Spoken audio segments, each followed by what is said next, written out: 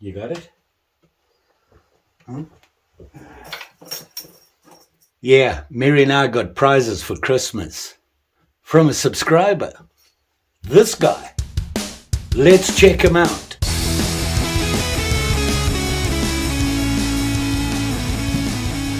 Hey campers. So anyway, there I was sitting at home on the couch with Mary. Knock on the door. We go there, open the door, and we got some prizes. Like I said, from this guy. Yeah, subscriber. He had contacted me and said, I'm sending you some stuff for Christmas. I appreciate everything you do. I really enjoy your videos and I wanted to show my appreciation. And I was like, wow, that's pretty cool. And thank you. Much appreciated. He said he'd shipped them and then he contacted me later and he said, they broke the shipment up into three pieces. And I was like, oh, okay. Well, the first one came in and I thought, wow, that's pretty cool. It's something I don't own. And then the other one came in and you saw what that was. These are cat chew toys. Now, I've got to tell you that Mary's pretty picky about what she plays with. She likes her rubber foam ball thingies, and she'll chase those around up and down the stairs and whatever. I tried different other ones, and she just wasn't interested. Then these arrived. Holy mackerel. She went ballistic. She can't stay away from them. So we have a lot of fun with me tossing them around places and her chasing them, attacking them and tearing them up. So really appreciate that. Mary does it too. Anywho, besides these, this guy came in. Yeah, something I don't own, and that's a Mora knife. And I'm embarrassed to say that because, hey, everybody's heard of Mora knives. They basically introduced the world to the Scandi grind knives. Very basic, fixed blade, everyday use knives, and very popular, well priced. I think he knew that and thought George needs a Mora. So here we are. This is a Mora knife, and this one is the, brace yourself, the Kansbol. Kansbol. That. And it's not your normal Mora knife. This is a little fancier. So let's check it out. Oh, Lordy. Well, at least she leaves me alone when she's got it. I am thankful for that. These guys, the Mora knife people. Now, everybody knows they're made in Sweden. They use a pretty good stainless steel, a Scandi grind. They live by that, and we all know why. It's a great grind to have on a knife. But I wanted to know a little bit more, so I went digging. Everybody knows Mora now, except me, apparently.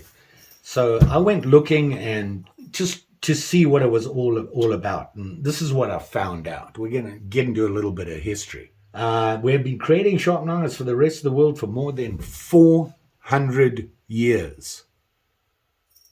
Yeah, that's even older than me. And we all know how old that is. As early as 1891, when Frost Erik Erson, E-R-S-O-N, returned to the village of Osnor, I'm guessing here, in Mora, after 4 years of work as a lumberjack in North America. Interesting. And he founded a factory that made sleds, trolleys, knives for the workshop's internal use. They found that the knives were really popular, and they had people going out there and selling these sleds and that sort of thing, and they would take the knives with them. And the knives became really popular. They were in Mora, so they had all these reps going out there and selling stuff, and it really spread throughout Europe. In about 1904, they had sold a bunch of knives. They only had like 10 employees making all this stuff. So you got to admit they had to be pretty busy. And then in 1912, Krang Johan Eriksson founded his own knife production. He was a previous employee of Frost. He broke away from them and started his own knife company. And interestingly enough, they rejoined back together again about 100 years later and became Mora knives. And around about the 1920s to 30s, they really became established worldwide. So that's a little bit of history. I mean, that's a a really quick breakdown of it. You can see how much I had on it. Interestingly enough, KJ Ericsson Knife Factory acquired a third of Frost's Knife Factory. And then in 2005, they consolidated the trademark Mora knife. They've come a long way. Like I said, I'm not a fan of a plastic handle, which is one of the main things that kept them away. People kept telling me, those blades, awesome. And I was like, I just can't get that plastic handle out of the way. And, they all looked the same. You could see a Mora anyway. You looked at it, and a lot of copies out there. People have tried to copy them. I did get a combination set from Boca. I like their saw, and I like this saw. This Boca is a very nice saw. It was part of a combo which had Mora knife in it. I believe it was made by Mora knife. I'm not sure, but it was as close as you could get. I landed up giving that away and kept the saw. And now this arrived. I'm looking at this thing, and it's not what I expected. It basically came like this. Okay. Now, he did say to me, what color do I want? And he got me the burnt orange. You can see it here in the sheath. And it comes with this, which is, it's like I want to say this is rubberish, and this is plastic. And it works pretty well because the knife just drops right in there. So if you want to put it on your belt, you can do that. Or put it on your pack or whatever, or just put it in your pack like this if you don't want to hang it. They do have other accessories, and we'll get into that. People say their handles are very ergonomic. It has the stainless steel blade. Everybody's seen that Mora blade that's just smooth with the Scandi grind on it. Well, this one, not so much. Look at this blade. See that? That's a little different, isn't it? I kind of like that. I saw that and I was like, wow. What they've basically done here is they've taken one of their blades and modified it. They thinned it out in the front. Can you see that? Ground this out. But they've kept that Scandi grind all the way around, except it just gets smaller towards the curve and up to the point. Still looks the same until you look closely at it. Mora knife, made in Sweden, and it's stainless. Now, I never knew what the stainless was. I looked it up and I didn't write it down, but I'll put it up here for you. So that's the stainless they use. Now, I do remember that they say it has a little bit higher carbon content on it. Now, if there's a couple of other things they changed on the blade. You can see it's got a slight dip, so it's almost a drop point. It's an unusual, it's different, but it has that Scandi grind. Lordy, it's sharp. I'm going to cut up the history. Why? Because I can. So I'm just going to look at that. This is razor sharp. That Scandi grind is such a good grind. And this, for an all-round knife, this will work just about on anything that you need it to. You can skin with it, prep your wood for fire, food prep, all sorts of things with this style of blade. And of course, with that thinning, you can skin.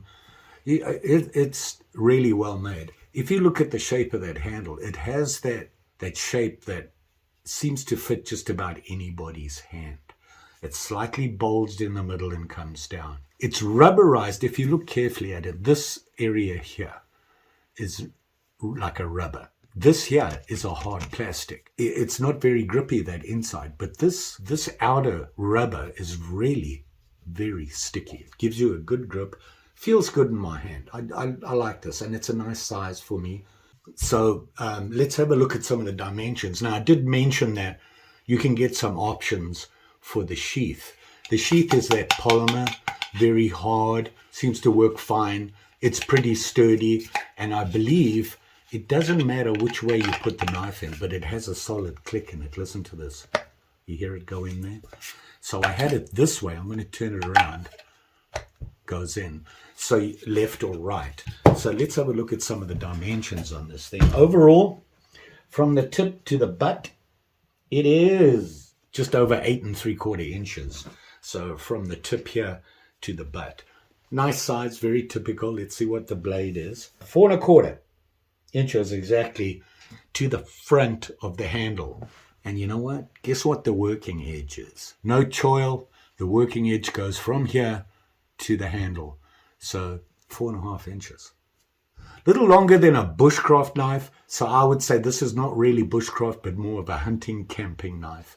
Although it would work fine for bushcraft, I'm pretty sure. Now, they did give the weight here. And that, they say 4.7 ounces. And I believe that's the whole thing. Is this a full tang? Good question. I'm not sure. And I'm not willing to cut the handle off to have a look-see, but I'll see what I can find out and I'll confirm it. So, very nice. I'm impressed. Well, I'm not surprised, I'm impressed. This is a little bit more than their regular knife, and that's what impresses me. I think this is so much better than their standard knives, these guys here. This has a lot more appeal to me. This looks very nice. Let's see if it'll cut some wood. You ready? Whoa, whoa, whoa, whoa, whoa. Look at that. It slices through this thing, look. No problem. I bet you could do some nice feathering with this, look.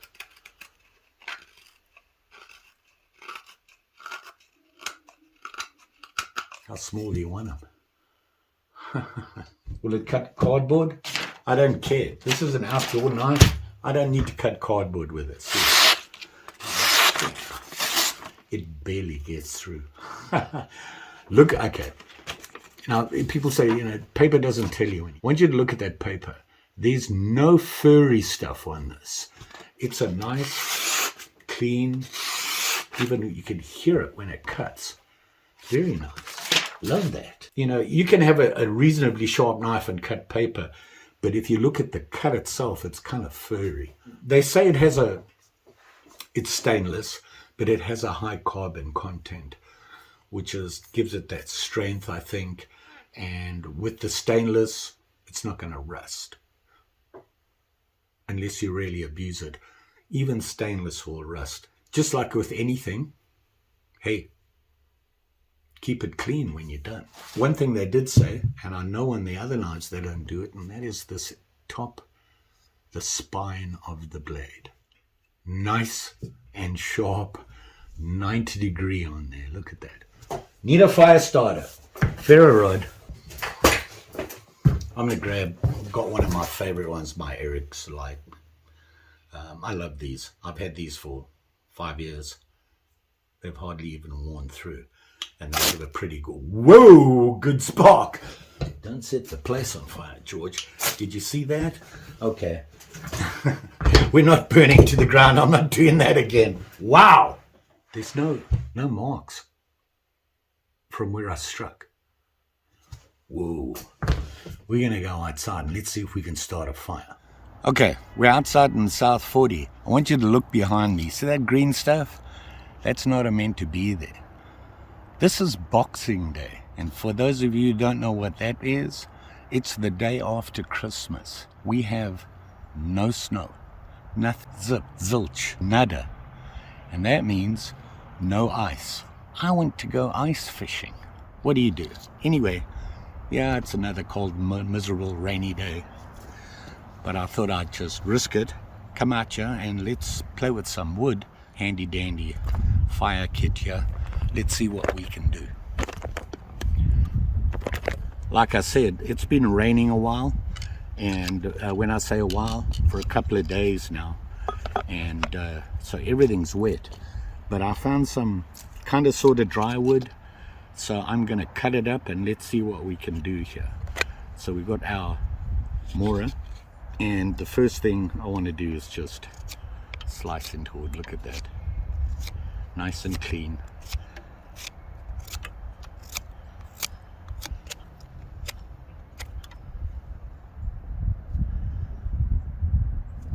Very nice. Here you can see I don't have anything to skin, but if I just slice through the top using that curve, look how easy that does. It's really, really slicey in the front there. Let's cut this guy up. And the easy way to do it is to, oh, this is dry. This is very dry. And it's hard as nails. And yeah, it's really hard. But the knife's getting in there. I don't have anything to beat it with. Maybe I do. Let's give it a real test. Well, you don't know until you try, right? So I'm just gonna... Yeah, you could hear how hard that wood was, and it cut through it. It went straight into it. Let me clean it up here and let's see if we can feather it. Let's feather it.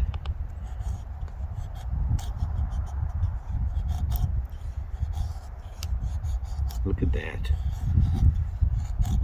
Nice. Very nice. It just... I gotta tell you guys, this is extremely hard wood. Not sure what it is. Anybody know? I don't. Wow. Let's do some chippy choppy on it. There's a reason I'm doing this, because when we go back inside and I'm done with all this, I want to see if it'll still cut the paper. Yeah. Will it strike? Oh yeah. Look at that.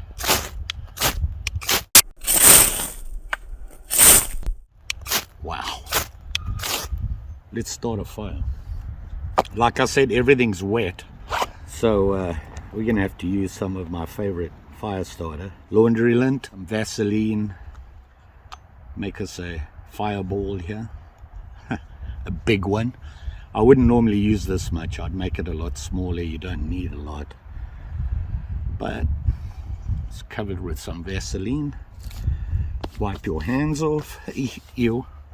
Throws a spark, that's for sure. So let's see. Oh, yeah, look at that. No problem there. Wow. Get my Vaseline out of the way. Look at that. Man, I'm really liking this. It's so cold out here. Look how the steel is kind of frosting up, getting that misty look to it. See if I can get this wet wood to start. So like I said, yeah, can't even really feel any edge on it. You know, no curling. I'm very impressed with this knife. Wonder if you can carve with it. A little bit too big for carving, but you could do what you need. You know, do your notches and that sort of thing. I mean, when you're making your notches, if you slice with a knife, it works better. Don't just push into it. Same thing when you're feathering, slice and you'll get a nice curl. And it really cleans it up. You can see how clean that cut is. Very nice. Ha! Fire finally went out. Kind of. Huh. Well, poked it in the fire. Now it's dirty and I'm going to have to clean it. But this is impressive. What can I say? It's cold. Let's go back inside. So there you go. I got to tell you, I'll have to clean the blade up. You can see it's all nice and dirty. Will it still cut paper? I've got to find some paper. Mary, stop tearing up my place. So, got me some paper, and after doing all that nasties, let's see how. Look at that.